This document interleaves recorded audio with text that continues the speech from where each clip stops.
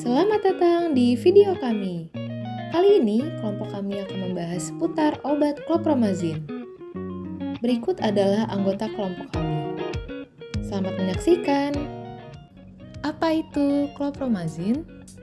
Clopromazine merupakan obat psikiatrik yang termasuk ke dalam golongan kelas terapi antipsikotik dengan klasifikasi obat fenotiazine. Maka dari itu, obat ini termasuk dalam golongan obat keras, sehingga dalam pembeliannya harus menggunakan resep dokter. Clopromazine digunakan untuk pengobatan gangguan mental, seperti skizofrenia, gangguan psikotik, fase manik gangguan bipolar, dan masalah perilaku parah pada anak-anak. Obat ini juga dapat digunakan untuk mengurangi halusinasi. Clopromazine terdiri dari dua sediaan. Yang pertama ada clopromazine injection atau injeksi, yang kedua ada clopromazine tablet salut selaput. Berikut adalah indikasi dan kontraindikasi dari obat clopromazine.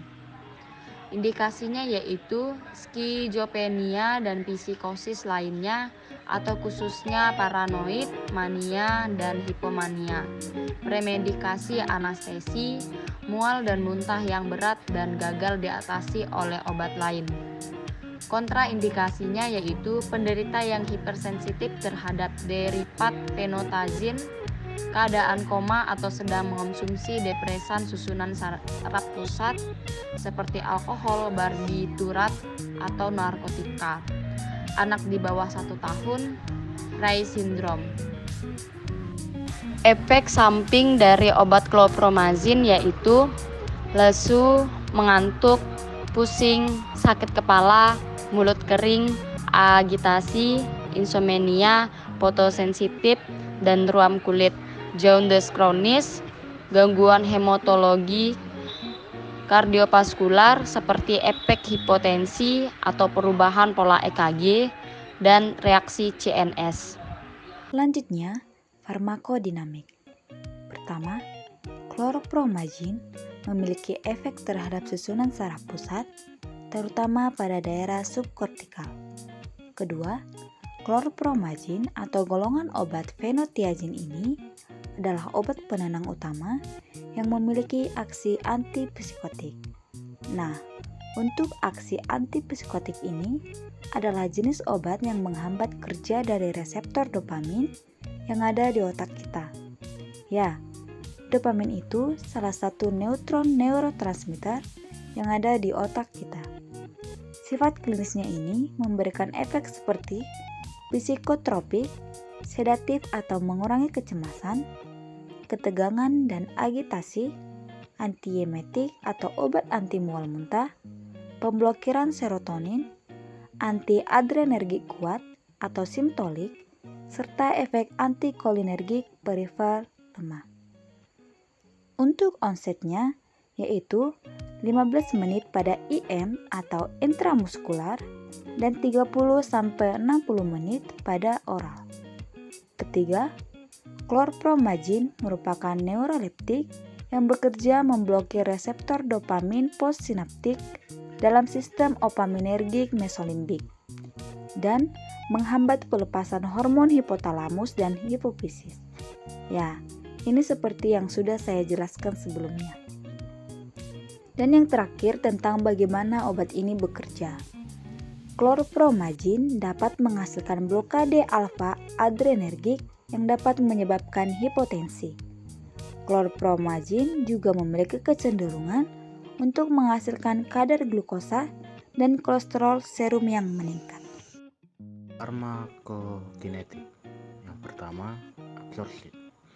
Obat ini mudah diserap, tetapi kadang-kadang diserap secara tidak menentu dari saluran GI atau oral, dan akan mencapai konsentrasi plasma puncaknya setelah 2-4 jam.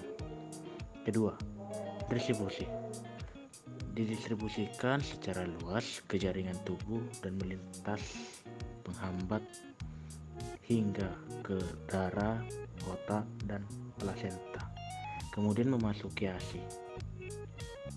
Volume rata-rata distribusi clopromazine cukup besar, berkisar antara 10-35 liter per kilogram, atau rata-ratanya 22 liter per kilogram. Yang ketiga yaitu metabolisme.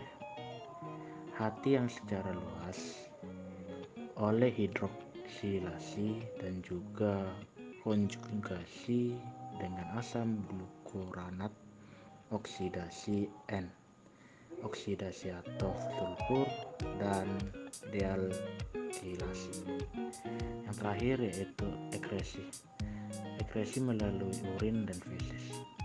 Sebagaimana metabolisme aktif dan tidak aktif selama 30 jam eliminasi paru.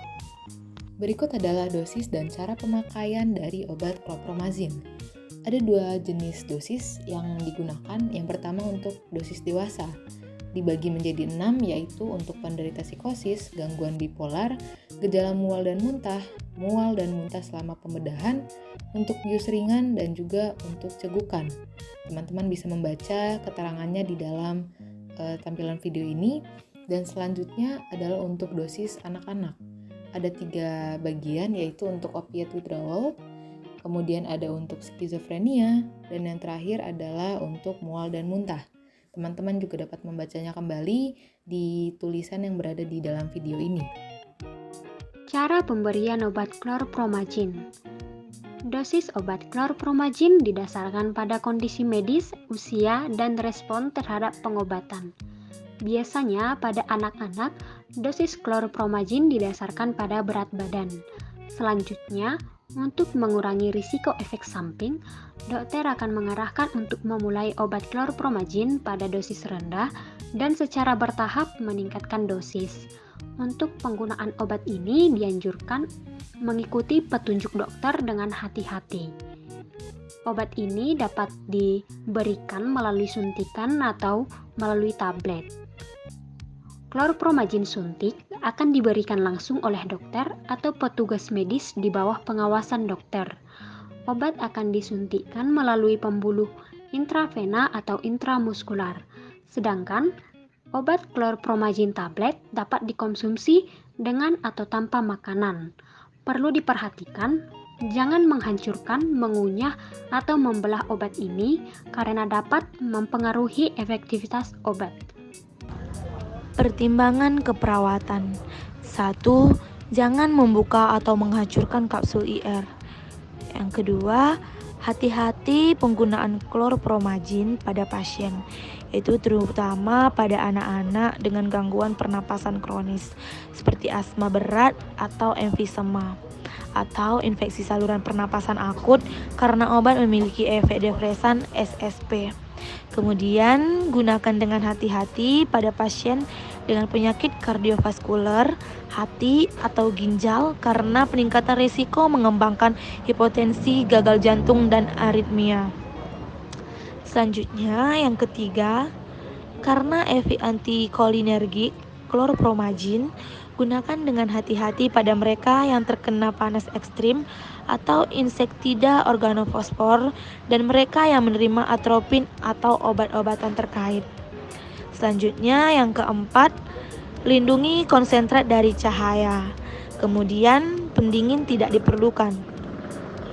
Selanjutnya, yang kelima, encerkan konsentrat dalam setidaknya 60 ml pengencer sesaat sebelum memberikannya.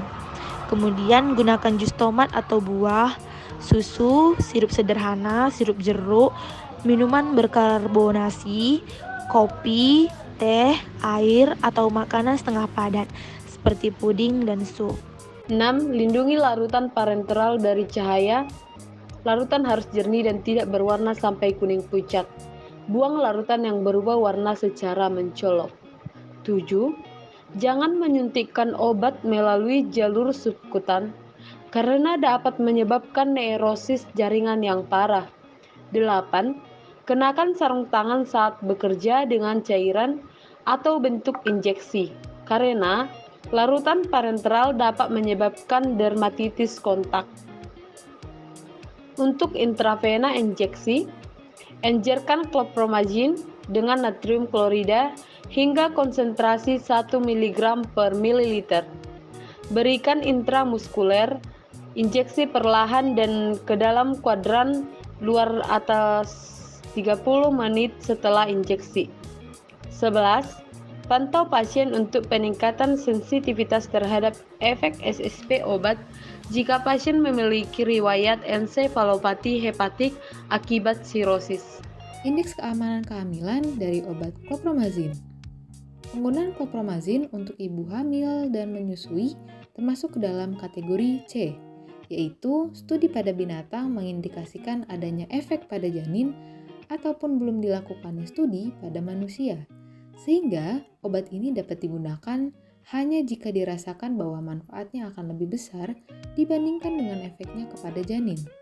Saran kami, hubungi dan konsultasikan kepada dokter apabila Anda ingin mengonsumsi clopromazin dalam keadaan hamil atau menyusui. Special precaution chlorpromazine. Sebelum menggunakan chlorpromazine, beritahu dokter atau apoteker kamu tentang semua obat yang kamu minum. Dan jika kamu memiliki salah satu dari kondisi berikut ini, seperti masalah jantung tertentu atau gagal jantung, detak jantung lambat, perpanjangan QT dalam EKG, riwayat keluarga dengan masalah jantung tertentu atau QT, perpanjangan EKG, kematian jantung mendadak. Special precaution keperawatan dari chlorpromazine. Pantau tanda-tanda vital termasuk BP untuk hipotensi. Pemantauan apnea saat minum obat. Perhatikan tanda-tanda efek samping. Pasien harus tetap terlentang selama 30 menit setelah injeksi intramuskuler. Pantau tekanan darah atau takikardia dapat terjadi dengan injeksi intramuskuler.